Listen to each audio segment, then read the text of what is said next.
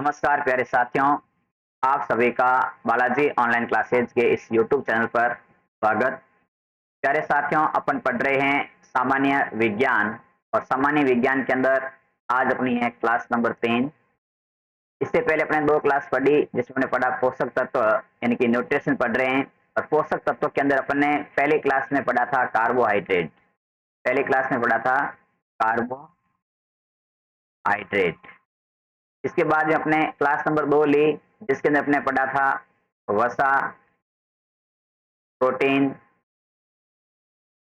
खनिज और जल। आज अपन क्लास नंबर 3 में बात करेंगे विटामिन के बारे में और विटामिन के बारे में वो सभी तथ्य मैंने इस क्लास में समावेश किए हैं जो सभी प्रतियोगी परीक्षाओं के लिए बहुत उपयोगी है।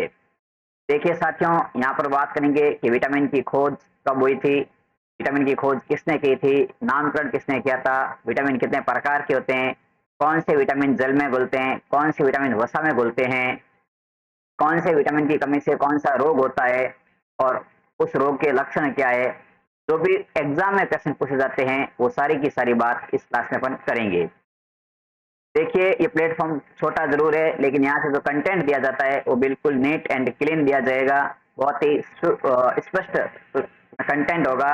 आप हमारे साथ विश्वास करके जुड़े हैं तो आपको इतना हम विश्वास दिलाते हैं कि हम यहाँ से जो भी आपको पढ़ाएंगे A1 तरीके से पढ़ाएंगे और बिल्कुल एग्जाम की दृष्टि से पूरा 100% पढ़ाएंगे। तो चलिए बिना देरी किए क्लास को करते हैं शुरू। तो आपसे छोटी सी रिक्वेस्ट है कि आप अपनी मोबाइल स्क्रीन को फुल स्क्रीन कर लो ताकि कंटेंट साफ दिख सके और आप वीडियो के साथ शुरू से लेकर के अंत तक बने रहना। अंत में आपसे एक सवाल पूछूंगा जिसके बारे में आपको जवाब है वो कमेंट बॉक्स में देना है कि आपको उस क्वेश्चन के बारे में कितनी जानकारी थी या नहीं थी। तो चलिए शुरू करते हैं क्लास। और आज की क्लास की स्लाइड अपनी है वो अपनी स्क्रीन पर आ चुकी है। तो देखिए, बात करते हैं अपन विटामिन के बारे में।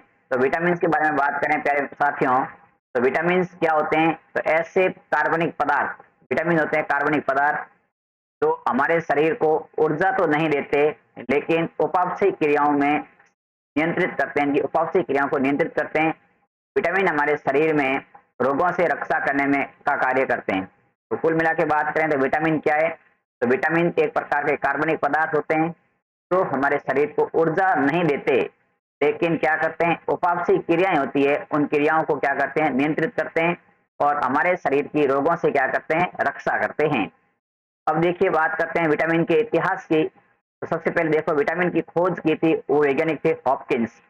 विटामिन की खोज करने वाले थे हॉपकिंस तथा 1912 में 1912 में कासिमिर फंक ने 1912 में कासिमिर फंक ने इस शब्द का नामकरण किया था, इसलिए खोजकर्ता का नाम फंक माना जाता है। अब देखो, यहाँ से मैं समझा देता हूँ, इस चीज को समझाना चाहूंगा कि अगर आपके एक पेपर में आ जाए कि विटामिन की खोज किसने की थी और वहां पर ऑप्शन हॉपकिंस हो तो आपको पहले हॉपकिंस लगाना है। अगर ऑप्शन में हॉपकिंस नहीं है और फंक है तो आपको वहां पर फंक लगाना है। ठीक है, ये ध्यान रखें। फिर आता है कि हमारे शरीर में लगभग 13 प्रकार के विटामिन आवश्यक होते हैं। कितने प्रकार के विटामिन चाहिए हमें? 13 प्रकार के विटामिन हमारी बॉडी को आवश्यक होते हैं। वो कौन कौन से हैं, एक एक की बात अपन करने वाले हैं। तो कुल मिलाकर के विटामिन कार्बनिक पदार्थ है जो हमारे शरीर के अंदर उपापचयी क्रियाओं का नियंत्रण करता है, रोगों से बचाता है और ऊर्जा नहीं देता है। ये ध्यान रखना है विटामिन के बारे में। आगे देखिए, बात करते हैं इसके बाद। तो देखिएगा, विटामिन का करते हैं वर्गीकरण, यानी विटामिन कितने प्रकार के होते हैं। तो विटामिन का अपन वर्गीकरण करते हैं और वो करते हैं घुलनशीलता के आधार पर। किसके आधार पर? घुलनशीलता के आधार पर बात करें तो विटामिन होते हैं 2 प्रकार के। घुलनशीलता का मतलब होता है कि वस्तु जैसे पानी में अपन शक्कर डालते हैं तो शक्कर पानी में घुल जाती है, अलग नहीं दिखती है, बिल्कुल डिजोल्व हो जाती है। तो घुलनशीलता के आधार पर बात करें, विटामिन 2 प्रकार के। पहले होते हैं जल में घुलनशील और दूसरे विटामिन होते हैं वसा में घुलनशील। अब देखो, जल में घुलनशील की बात करें तो जल में घुलनशील कौन होगा, उसकी आपको ट्रिक याद करनी है, WBC। क्या याद करनी है? WBC।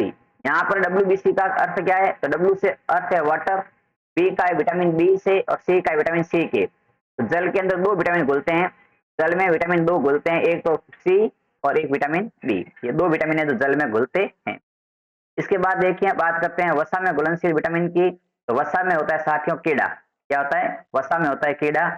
KEDA, विटामिन के, विटामिन डी, विटामिन ई और विटामिन ई, विटामिन डी और विटामिन ए, ये सारे 4 विटामिन होते हैं जो वसा में घुलते हैं, 2 विटामिन जल में घुलते हैं। कुल मिला के बात करें जल के अंदर तो आपको ध्यान रखना है डब्ल्यूबीसी, और वसा की बात करें तो आपको ध्यान रखना है कीड़ा। इसके बाद देखिए अपन बात करते हैं आगे कि जो विटामिन जल में घुलनशील होते हैं वो प्रतिदिन हमें भोजन के रूप में लेना चाहिए या लेना होता है, क्योंकि ये हमारे मूत्र के साथ शरीर से बाहर निकलते रहते हैं। अतः ये हमारे शरीर में ज्यादा देर तक रुकते नहीं है या स्टोर नहीं रहते हैं। तो आपको यहाँ पर इंपॉर्टेंट क्वेश्चन आ गया, कौन से विटामिन हमारे शरीर में अधिक समय तक स्टोर नहीं रहते? तो विटामिन कौन से हैं? विटामिन बी और विटामिन सी। क्यों नहीं रहते हैं? क्योंकि बी और सी जल में घुलते हैं, और जल में घुलेंगे तो हमारे शरीर में जल की मात्रा अधिक है, और जल की मात्रा इनकी जल में घुल जाएंगे और मूत्र के साथ शरीर से बाहर निकल जाएंगे। इन्हें प्रतिदिन भोजन के साथ में खाना पड़ता है, लेना पड़ता है। लेकिन जो विटामिन वसा में घुलते हैं, जल में नहीं घुलते हैं, जो विटामिन वसा में घुलते हैं लेकिन जल में नहीं घुलते हैं, वो हमारे शरीर में वसा के जो ऊतक पाए जाते हैं वहां पर बहुत दिनों तक या महीनों तक स्टोर रहते हैं। तो लंबे समय तक कौन से विटामिन स्टोर रहते हैं? तो लंबे समय तक स्टोर रहने वाले विटामिन है विटामिन के, vitamin E, vitamin D, vitamin A. तो ये 4 विटामिन है जो लंबे समय तक स्टोर रहते हैं, लेकिन 2 विटामिन है बी और सी, ये लंबे समय तक स्टोर नहीं रहते। आगे देखिए अपन बात करते हैं केमिकल्स नेम ऑफ विटामिन, इनकी विटामिन के रासायनिक नाम क्या है? तो आपको इसके लिए बहुत इंपॉर्टेंट स्लाइड है, यहाँ से क्वेश्चन पूछे जाते हैं। इसकी ट्रिक याद करना कि रथ एक ट्रॉफी, रथ एक ट्रॉफी क्या होता है? जैसे आपने नाम तो एबीसीडी पढ़ी होगी, A B C D E के क्रम से लिखते हैं, वहीं पर लिखेंगे रथ एक ट्रॉफी, इस प्रकार लिखेंगे। तो यहाँ हो गया विटामिन ए, विटामिन ए का रासायनिक नाम होता है रेटेनॉल या रेटिनॉल। विटामिन बी का रासायनिक नाम होता है थायमिन। विटामिन सी का रासायनिक नाम होता है एस्कॉर्बिक अम्ल। और विटामिन डी का रासायनिक नाम होता है कैल्सीफेरॉल, कैल्सीफेरॉल तो कैल्सीफेरॉल। विटामिन ई की बात करें, इसका रासायनिक नाम होता है टेकोफेरॉल या टोकोफेरॉल। और विटामिन के की बात करें तो इसका रासायनिक नाम होता है फिलोक्यूनोन। क्या होता है? फिलोक्यूनोन। तो यहाँ से आपके एग्जाम में एक क्वेश्चन 100% पूछा जाता है कि कौन से विटामिन का रासायनिक नाम क्या है, तब आपको ध्यान रखना है। ये सारी ट्रिक रथ एक ट्रॉफी और क्रम से लेकर के आपको बनाना है। चलिए आगे बात करते हैं।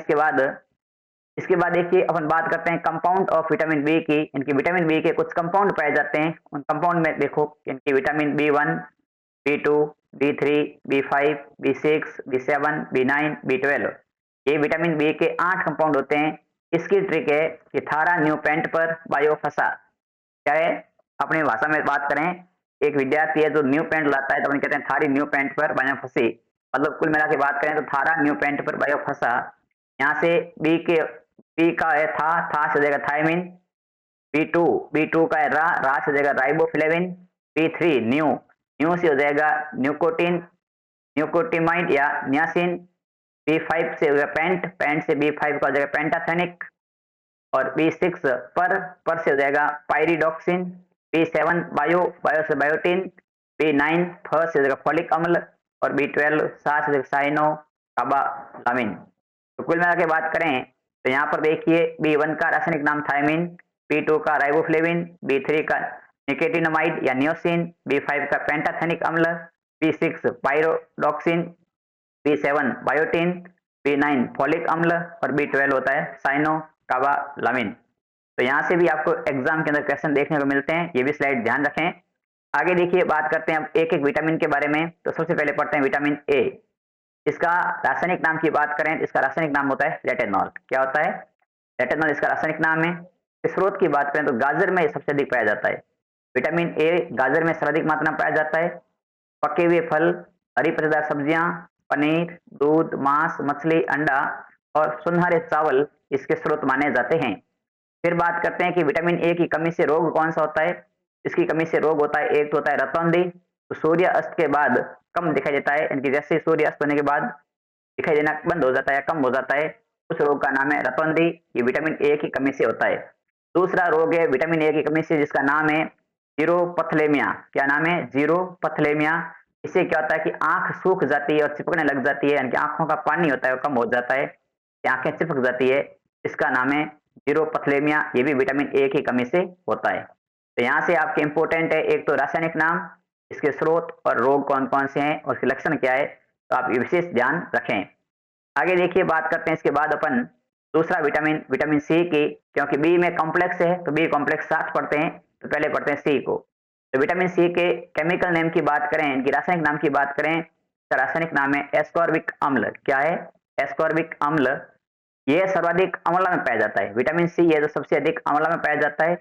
दूसरा इसको ध्यान रखना है, जो खट्टे फल होते हैं उसमें विटामिन सी पाया जाता है, जैसे नींबू है, संतरा है, अमरूद है, इमली है, नारंगी है, पपीता है, सब में ये विटामिन सी पाया जाता है। यहाँ देखिए एक इंपॉर्टेंट नोट लिखा है मैंने, ये वेरी वेरी इंपॉर्टेंट है कि इसे घाव भरने वाला विटामिन बी कहते हैं। इसे कौन से विटामिन कहते हैं? तो इसे घाव भरने वाला, क्योंकि देखिए साथियों जब हमारे शरीर में कोई घाव लग जाता है, अगर विटामिन सी की मात्रा है बराबर है या अधिक है तो घाव जल्दी ठीक होता है, और विटामिन सी की मात्रा अगर कम होगी तो घाव देरी से ठीक होते हैं, घाव गहरे पड़ जाते हैं। तो विटामिन सी को घाव भरने वाला विटामिन भी कहते हैं। वेरी इंपॉर्टेंट है, ध्यान रखना कौन सा विटामिन घाव भरने वाला होगा, तो विटामिन सी।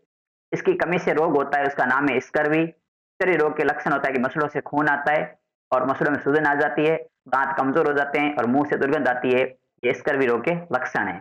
तो विटामिन सी को घाव भरने वाला विटामिन कहते हैं, और अम्ला खट्टे फलों में पाया जाता है। रासायनिक नाम की बात करें तो एस्कॉर्बिक एसिड यानी कि अम्ल है। अगले बात करते हैं आगे इसके बाद विटामिन डी। इसी का देखो डी का रासायनिक नाम की बात करें तो विटामिन डी का रासायनिक नाम है कैल्सीफेरॉल। कैल्सीफेरॉल, कैल्सीफेरॉल को कहते हैं, देखो क्या है कैल्सीफेरॉल, आपको ध्यान रखना है कैल्सीफेरॉल, थोड़ा सा ट्रिक से साथ याद करें। ये देखो सूर्य के प्रकाश में सर्वाधिक होता है। विटामिन डी होता है जो सूर्य की जो प्रकाश होता है, गुनगुनी धूप होती है, सर्वाधिक मात्रा में पाया जाता है। मछली के तेल में पाया जाता है, अंडा मांस आदि में इसमें पाया जाता है। इसके देखो फैक्ट, 3 फैक्ट लिखे हैं, बहुत इंपॉर्टेंट है। पहला फैक्ट लिखा है कि इसे धूप का विटामिन कहते हैं। कौन सा विटामिन? धूप का विटामिन कहते हैं। दूसरा है कि यह हार्मोन की तरह कार्य करता है। हार्मोन की तरह कार्य करने वाला एकमात्र विटामिन है, इसे हार्मोन विटामिन कहते हैं। क्या कहते हैं इसे? इसे हार्मोन विटामिन भी कहते हैं। और हमारे शरीर में सबसे तेजी से बनने वाला विटामिन कौन सा है? तो सबसे तेजी से बनने वाला विटामिन डी है। कौन सा है? तो विटामिन डी है। इसके बाद बात करते हैं इसकी कमी से रोग कौन से होते हैं। इसकी कमी से रोग होता है रिकेट्स, जो होता है बच्चों में, और इससे बच्चों की हड्डियां कमजोर हो जाती है। और दूसरा इसकी कमी से रोग होता है ऑस्टोमलेशिया, ये होता है वयस्क स्किन के बड़ों में, और इसके कारण इसकी जो बड़े होते हैं, बड़े व्यक्ति या बुजुर्ग व्यक्ति होते हैं, उनकी हड्डियां नरम या लचीली पड़ जाती है। और आपने देखा होगा कि बुजुर्ग व्यक्ति के अंदर विटामिन डी की कमी हो जाती है, जिससे रोग होता है ऑस्टोमलेशिया, जिसके कारण उसकी कमर वगैरह झुक जाती है। आगे देखिए बात करते हैं अपन इसके बाद में, अगला विटामिन अपना वो है विटामिन ए। इसका रासायनिक नाम है टोकोफेरॉल। क्या नाम है? टोकोफेरॉल।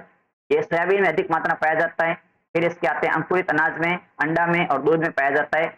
देखो विटामिन ई बहुत इंपॉर्टेंट है, यहाँ से आपको पूछा जाता है, काफी बार एग्जाम पूछा गया है कि कौन सा विटामिन ब्यूटी विटामिन कहलाता है, तो ब्यूटी विटामिन कहलाता है विटामिन ई।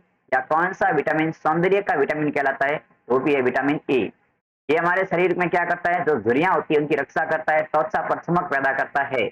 अगर विटामिन ए की कमी होगी तो महिलाओं में रोग होगा बांझपन, और पुरुषों में रोग होगा नपुंसकता, यानी कि जनन क्षमता में कमी हो जाएगी विटामिन ए की कमी से।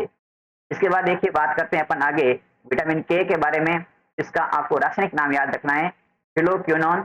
और ये टमाटर में, हरी पत्तेदार सब्जियों में, आंत में उत्पन्न होता है। हमारे शरीर के अंदर जो आंतें होती है उस आंतों में बनता है विटामिन के की कमी से। साथियों बहुत इंपॉर्टेंट ध्यान रखना, अगर विटामिन के नहीं होगा तो रक्त का थक्का नहीं बनेगा, और रक्त का थक्का न बनना यानी कि जब कोई चोट लग जाएगी रक्त बहना शुरू हो जाएगा। अगर विटामिन के की कमी है तो रक्त रुकेगा नहीं, बहता रहेगा, तो इससे व्यक्ति की मौत हो सकती है। इनकी तो विटामिन के की कमी से रक्त का थक्का नहीं बनता है। तो ये ध्यान रखें कि कौन सा विटामिन रक्त के थक्के में सहायक है, तो रक्त का थक्का बनाने में सहायक है वो है विटामिन के। ठीक है, इसके बाद देखिए आगे बात करते हैं अब विटामिन बी कॉम्प्लेक्स की। सबसे पहले पढ़ते हैं अपने vitamin B one. B one की बात करें, इसका रासायनिक नाम की बात करें, इसका रासायनिक नाम है थायमिन। बी वन का रासायनिक नाम क्या है? थायमिन है। ये मूंगफली में पाया जाता है, हरे पत्तेदार सब्जियों में, दूध में, मांस में। देखो बी कॉम्प्लेक्स के जो भी स्रोत होंगे सब लगभग सेम ही होंगे, दूध, मांस, अंडा, मूंगफली, पत्तेदार सब्जियां, तो स्रोत सबके बी कॉम्प्लेक्स के साथ बराबर है, लेकिन रासायनिक नाम और रोग अलग अलग है। बी वन की कमी से रोग होता है बेरी बेरी। कौन सा रोग होता है? Berry berry. बेरी बेरी रोग का मतलब है मांसपेशियों में खिंचाव आता है, शरीर में ऐंठन पड़ने शुरू हो जाते हैं, अपन कहते हैं अपनी भाषा में पॉइंट पड़ना। आगे देखिए बात करते हैं अपन इसके बाद में, नेक्स्ट है अपना vitamin B 12 B to. B2 को अपन कहते हैं राइबोफ्लेविन। क्या कहते हैं? राइबोफ्लेविन कहते हैं। जैसे केला है, हरी पत्तेदार सब्जी है, दूध है, मांस है, अंडा है, उस समय होता है। B2 की कमी से साथियों विशेष ध्यान रखना, जिस किसी के भी जीभ पर छाले पड़ जाते हैं अधिक मात्रा में या त्वचा तथा होठ फटने लग जाती है, तो वो B2 की कमी से होता है। और त्वचा और होठ का फटना कोलिसिस रोग का नाम है। कि जब कोलोसिस रोग होता है तो उसके लक्षण होते हैं त्वचा और होठ का फट जाना, और ये होता है B2 की कमी से। इसके बाद देखिए बात करते हैं विटामिन B3 की। तो B3 का रासायनिक नाम है निकोटिनामाइड या नियासिन। ये भी मूंगफली में, पत्तेदार सब्जी में, दूध में, मांस में, अंडे में पाया जाता है। और B3 की कमी से वेरी इंपॉर्टेंट है, इस कमी से रोग होता है पेलेग्रा, या दूसरा नाम इसका 4D सिंड्रोम। 4D सिंड्रोम का मतलब है पहला D से डायरिया यानी दस्त लगना, दूसरे D से डिटरमाइंट यानी वांछित विकृति, तीसरे D से डिटरमेटिस यानी त्वचा में सूजन या खुजली, और चौथे डी का मतलब है डेथ यानी मृत्यु। तो 4D का फुल फॉर्म क्या है वो कभी एग्जाम में आती है, सीक्वेंस पूछा जा सकता है, तो आप ध्यान रखें।